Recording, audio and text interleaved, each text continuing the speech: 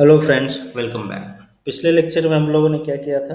हम लोगों ने फॉर्म पर वैलिडेशन एरर्स डिस्प्ले किए थे ताकि जब भी कोई रिकॉर्ड डेटाबेस में सक्सेसफुली सेव ना हो तो हम वहाँ पर एरर डिस्प्ले कर पाएँ और एंड यूजर्स को, जो भी आपकी ऐप या साइट को यूज़ करने वाले, उनको ये रीज़न पता चल जाए कि वो फॉर्म क्यों सेव या वो इंस्टांस क्यों सेव नहीं हुआ है या फॉर्म सक्सेसफुली सबमिट क्यों नहीं हुआ है। ठीक है, इस लेक्चर में हमको क्या करना है, एक और फर्दर स्टेप बढ़ानी है और यहाँ पर एक और फॉर्म बनाना है। ठीक है, मतलब अभी तक हमने नए रिकॉर्ड क्रिएट किए थे, अब हमको क्या करना है, किसी एग्जिस्टिंग रिकॉर्ड को अपडेट करना है, उसकी एंट्रीज को चेंज करना है या किसी एग्जिस्टिंग मॉडल इंस्टांस को अपडेट करना है। ठीक है, तब जिस तरह नया रिकॉर्ड क्रिएट करने के लिए हमको फॉर्म की जरूरत थी, उसी तरीके से एक एग्जिस्टिंग रिकॉर्ड को अपडेट करने के लिए भी हमको एक रिकॉर्ड की जरूरत पड़ेगी, सॉरी एक फॉर्म की जरूरत पड़ेगी। ठीक है, और उस फॉर्म को हम edit.html.arb के नाम से बनाएंगे यहाँ पर। ठीक है, लेकिन सबसे पहले वो फॉर्म बनाने से पहले आपको क्या करना पड़ेगा, आपको अपने कंट्रोलर में एक एडिट एक्शन डिफाइन करनी पड़ेगी। ठीक है, जैसे आप कैसे कर सकते हो उसको, डेफ एडिट और यहाँ पर आपने कर दिया एंड। ठीक है, अब यहाँ पर आप देखो, इंडेक्स न्यू और क्रिएट में यहाँ पर आपको किसी भी आईडी की जरूरत नहीं पड़ रही है। क्यों? क्योंकि इंडेक्स में आप पूरा का पूरा कलेक्शन लेके आ रहे हो, आप किसी स्पेसिफिक ऑब्जेक्ट को नहीं ला रहे हो, है ना। तो जितने भी रिकॉर्ड आपके पास एम्प्लॉयज मॉडल में है डेटाबेस के अंदर, आपने वो सारा कलेक्शन @एम्प्लॉयज वेरिएबल को असाइन कर दिया। न्यू में आप सिर्फ अपने मॉडल क्लास को इंस्टांशिएट कर रहे हो, तो आपको आईडी की जरूरत नहीं है। क्रिएट में आप अगेन एक नया रिकॉर्ड क्रिएट कर रहे हो, तो आपको किसी एग्जिस्टिंग एम्प्लॉय की जरूरत नहीं, तो आपको इन तीनों एक्शंस में आईडी की जरूरत नहीं पड़ने वाली है। ठीक है, ठीक है, लेकिन एडिट क्या करेंगे, हम किसी एग्जिस्टिंग रिकॉर्ड को एडिट करेंगे तो उसके लिए हमको आईडी की जरूरत पड़ेगी, और वो आईडी हमको कहाँ से मिलेगी, यूआरएल पैरामीटर्स के थ्रू। ठीक है, या यूआरएल में मिलेगी परम्स, है ना। तो उसके लिए हमको क्या करना है, सबसे पहले एक क्वेरी लिखनी है जो कि हमारे एग्जिस्टिंग रिकॉर्ड को फाइंड करेगा। तो यहाँ पर सिंपली कर दो sorry employ equal to employ dot find. ठीक है, और यहाँ पर आपने कर देना है परम्स आईडी। ये फाइंड क्वेरी क्या करेगी कि इस आईडी, जो भी यूआरएल से आईडी मिलेगी, उस आईडी से मैच्ड रिकॉर्ड अगर डेटाबेस में एग्जिस्ट करेगा तो उसको फेच करके लाएगी। ठीक है, अब यहाँ पर हमने एक्शन बना दी एडिट, लेकिन हमारे पास अभी भी कोई टेम्पलेट नहीं है इसकी, तो अब हमको नेक्स्ट स्टेप क्या करनी है, टेम्पलेट बनानी पड़ेगी। तो अपने ऐप यूज एम्प्लॉयज में आओ और यहाँ पर फाइल का नाम आप क्या दे दो, edit.html.erb। ठीक है, अब ये आपकी एक एम्प्टी एडिट फाइल हो गई। अब आप चाहो तो इसको टेस्ट करने के लिए क्या करो, यूआरएल पे जाओ, अपनी एम्प्लॉयज स्लैश आईडी दे दो कोई भी, लेट से मैंने दे दिया 5 और यहाँ पर दे दिया एडिट। अब यहाँ पर देखो, यहाँ पर आपको क्या मिल रहा है, एक एम्प्टी एडिट पेज मिल रहा है ना। अब इस एम्प्टी एडिट पेज पे मुझे क्या करना है, फॉर्म दिखाना है। तो मैं क्या करूँगा, सबसे पहले तो इसी एम्प्लॉय को उठा लेता हूँ, एम्प्लॉय फॉर्म को जो मेरे पास न्यू पे है, और इसको एडिट में पेस्ट कर देता हूँ। ठीक है, अब मैंने इसको एडिट पे पेस्ट कर दिया और यहाँ पे मेरे को थोड़ा सा चेंज करना है, और यहाँ पे मैं कर दूँगा क्रिएट न्यू एम्प्लॉय की बजाय एडिट एम्प्लॉय इन्फॉर्मेशन कर दूँगा हूँ, एडिट एम्प्लॉय इन्फॉर्मेशन। ठीक है, अब जैसे ही मैंने इस पेज को रिफ्रेश किया, नाउ यू विल सी कि मेरे पास क्या दिख रहा है, एडिट एम्प्लॉय इन्फॉर्मेशन। और ये जो फॉर्म दिख रहा है मुझे, इसमें ऑलरेडी एक एग्जिस्टिंग एम्प्लॉय है जिसकी इन्फॉर्मेशन मुझे यहाँ पर दिख रही है। मतलब मेरा एडिट फॉर्म तो काम कर गया, लेकिन अभी हमको कुछ चीज़ें यहाँ पर और फिक्स करनी है। जैसे आप यहाँ पर देखो, अभी मैं क्या करूँ, यूआरएल में दे रहा हूँ, है ना। और यूआरएल में हर बार आप कितनी बार दोगे जाके यूआरएल में कोई भी पाथ, और वहाँ से आप विजिट करो। फॉर एग्जांपल जैसे मुझे 6th एम्प्लॉय को देखना है, तो मैंने यहाँ पर 6 कर दिया, तो यहाँ पर आपको 6th आईडी वाले एम्प्लॉय की इन्फॉर्मेशन दिख गई फॉर्म के अंदर, जो ऑलरेडी फिल है ना। लेकिन is it the right way? बिल्कुल भी नहीं यार, बहुत ही गलत तरीका है। अब हमको क्या करना पड़ेगा, उसके लिए लिंक लगानी पड़ेगी यहाँ पर, ताकि जैसे मैं उस लिंक पे क्लिक करूँ, मैं कहाँ पहुँच जाऊँ, हमारे एडिट के फॉर्म पे।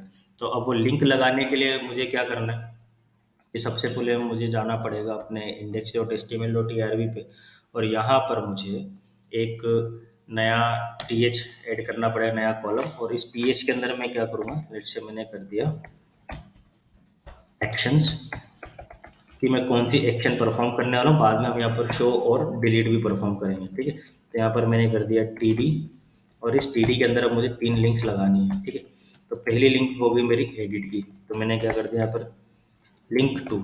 बताया था मैंने कि लिंक टू किस लिए यूज़ करते हैं, या रेल्स में अगर लिंक लगानी है तो हमको क्या यूज़ करना है, तो लिंक टू हेल्पर। अब इस लिंक टू हेल्पर को आपको आर्ग्यूमेंट्स पास करना है। तो पहला क्या होगा, edit, sorry edit not edit, तो यहाँ पर आपने एडिट पास कर दिया। अब उसके बाद लिंक के नाम के बाद आपको क्या देना है, नेक्स्ट किस लिंक पे आपको लेके जाना है। तो एडिट को, सॉरी, एम्प्लॉय को एडिट करने की लिंक क्या बनेगी या पाथ क्या बनेगा उसको रेस में, एडिट एम्प्लॉय पाथ। ठीक है, और यहाँ पर आपको लगेगा एम्प्लॉय का ऑब्जेक्ट। ठीक है, और यही उसकी आईडी लेकर जाएगा आपके एडिट एक्शन पे। तो यहाँ पर आपको क्या कर देना, एम्प्लॉय पास कर दो। ठीक है, अब देन ये हो गया। उसके बाद क्लास भी ऐड कर दो, क्या जाता है, थोड़ा सा फैंसी बना दो इसको, बी टी एन प्राइमरी। ठीक है, और अब आपने इसको सेव कर देना है। जैसे अब आप अपने इंडेक्स पेज को रिफ्रेश करोगे, नाउ यू विल सी, यहाँ पर आपको तीन, एक एक्शन नाम का कॉलम भी दिख गया अपने फॉर्म टेबल में, और यहाँ पर आपको दिख रहा है एक एडिट बटन। ठीक है, अब जब आप इस एडिट पे क्लिक करोगे, तो when you click on the edit, आपको ये एडिट के फॉर्म पर लेकर आएगा, और यहाँ पर हमको ऑलरेडी फिल इन्फॉर्मेशन यहाँ पे दिख रही है। ठीक है, आप इसको बैक करोगे, ये आपको बैक लेके जाएगा। तो हमारा एडिट वाला काम हो गया, लिंक लगा दी हमने, एडिट एक्शन बना ली, एडिट टेम्पलेट बना ली। बट अभी भी थोड़ा सा गड़बड़ है इधर। गड़बड़ क्या कि यहाँ पर आप देखो, न्यू पर भी पूरा सब कुछ सेम है। ठीक है, सिवाय इस हेडिंग टाइटल के, और एडिट पर भी पूरा सब कुछ सेम है सिवाय इस हेडिंग टाइटल के, है ना। मतलब एडिट फॉर्म पे मैं क्या दिखा रहा हूँ, कार्ड के अंदर एडिट एम्प्लॉय इन्फॉर्मेशन, और न्यू के अंदर क्या दिखा रहा हूँ, क्रिएट न्यू एम्प्लॉय। बाकी पूरे फॉर्म में कहीं से कहीं तक कोई चेंज नहीं, पूरा का पूरा फॉर्म एज इट इज दिख रहा है। सो भाई, जब सेम चीज़ है तो मैं काहे को एक ही फॉर्म को दो अलग अलग जगह दिख रहा हूँ। आपको याद हो तो हमने शुरू में ही इस कोर्स में पार्शल्स के बारे में डिस्कशन किया था। पार्शल किस लिए यूज़ करते हैं, जो भी common piece of view chunks है आप उनको रिफैक्टर कर सकते हो, आप उनको एक जगह रख के मल्टीपल प्लेसेस पे अपने पार्शियल टेम्पलेट्स को रेंडर करा सकते हो। ठीक है, तो सेम चीज़ हमको एम्प्लॉय में करनी है। हमको यहाँ पे क्या करना है, एक पार्शियल बनाना है, और उस पार्शियल का नाम आप क्या दे दो, जैसे आपने दे दिया underscore form dot H T M L dot E R B.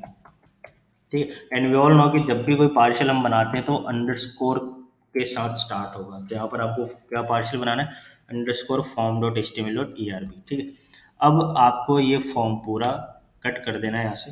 ठीक है, ये आपने कट कर दिया, न्यू से हटा दो, और इसको कहाँ पेस्ट कर दो, आप अपने फॉर्म पार्शियल के अंदर। अब आपका फॉर्म पार्शियल यहाँ पर पेस्ट हो गया। सबसे पहले इसका इंडेंटेशन सही कर दो, इंडेंटेशन सही हुआ, मिनिमाइज कर लो इसको और चेक कर लो इंडेंटेशन, यस इंडेंटेशन सही है। एक लाइन ब्रेक ऐड करो, ठीक है, और उसके बाद यहाँ पर आपको इस employ at the rate employ को हटा के इसको क्या करना है, सिंपली एम्प्लॉय करना है। ठीक है, और उसके बाद आप क्या करोगे, इस फॉर्म पार्शियल को यहाँ रेंडर कर लो। तो रेंडर, और यहाँ पर आपने क्या कर दिया, फॉर्म और एम्प्लॉय, इसको बोलते हैं हम लोकल पास करना, employ as a at the rate employ. अब मेरा यहाँ पर आ गया। सेम चीज़ मुझे क्या करनी, इसी सेम पार्सल को मुझे एडिट के फॉर्म पे भी रेंडर करना है। तो एडिट के फॉर्म पे रेंडर करने के लिए मुझे फॉर्म को यहाँ पे हटा देना है। मैंने हटा दिया और इसको मैंने यहाँ पर रेंडर कर लिया। ठीक, ये हो गया मेरा काम। अब जब मैं अपने किसी भी न्यू पेज को या एडिट पेज को विजिट करूंगा तो भी मुझे सेम फॉर्म दिखेगा। सबसे पहले चेक करते हैं क्रिएट न्यू एम्प्लॉयज।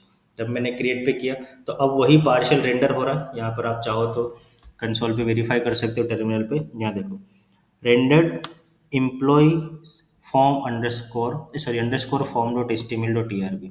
ठीक है, मतलब न्यू के अंदर फॉर्म पार्शियल यहाँ पर रेंडर हुआ। अब सिमिलरली आप क्या करो, बैक टू एम्प्लॉयज करो और किसी भी एम्प्लॉय के एडिट एक्शन पे क्लिक कर दो। जैसे ही आपने एडिट एक्शन पे क्लिक किया, आपको ऑलरेडी फील्ड इन्फॉर्मेशन दिखेगी, और अब आप यहाँ पर देखोगे एडिट एक्शन के अंदर भी आपको क्या दिखा, underscore form dot H T M L dot E R B render होता हुआ दिखा। मतलब पार्शियल का यूज़ करके हम लोग क्या कर सकते हैं, व्यू को ज़्यादा बेटर बना सकते हैं और कोड रिपीटेशन को रिड्यूस कर सकते हैं, जो कि व्यू लेवल पे होता है। तो यहाँ पे हम लोगों ने एक ही फॉर्म को मल्टीपल प्लेसेस पे यूज़ कर लिया, एडिट में भी और न्यू में भी। ठीक है, सो यही था इस लेक्चर का पर्पस। पहला कि एडिट एक्शन को इम्प्लीमेंट करें ताकि हम एक एग्जिस्टिंग रिकॉर्ड को इम्प्लीमेंट कर पाए। दूसरा, पार्शियल का यूज़ करके फॉर्म को रिफैक्टर करना और एक कॉमन फॉर्म बनाना और उसको एडिट और न्यू दोनों टेम्पलेट्स पे रेंडर कराना। ठीक है, तो ये हमारा एडिट एक्शन और फॉर्म पार्शियल वाला काम पूरा हो गया। अभी अगले लेक्चर में हमको क्या करना है, एडिट का फॉर्म बन गया तो अब अपडेट भी करानी पड़ेगी, और अपडेट कराने के लिए आपको डेटाबेस में सेव कराना पड़ेगा किसी भी रिकॉर्ड को, एग्जिस्टिंग रिकॉर्ड को, ताकि उस जो भी इंफॉर्मेशन आपने एडिट के फॉर्म पर फिल करी है वही अपडेटेड इंफॉर्मेशन आपको डेटाबेस में दिखे, ठीक है। तो उसके लिए अगले लेक्चर का वेट करो, तब तक इसको फॉलो करो, और अगर वीडियो अच्छा लगा हो तो लाइक करो, सब्सक्राइब करो। तब तक अपन मिलते हैं अगले लेक्चर में। Till then tata, goodbye, take care and stay safe.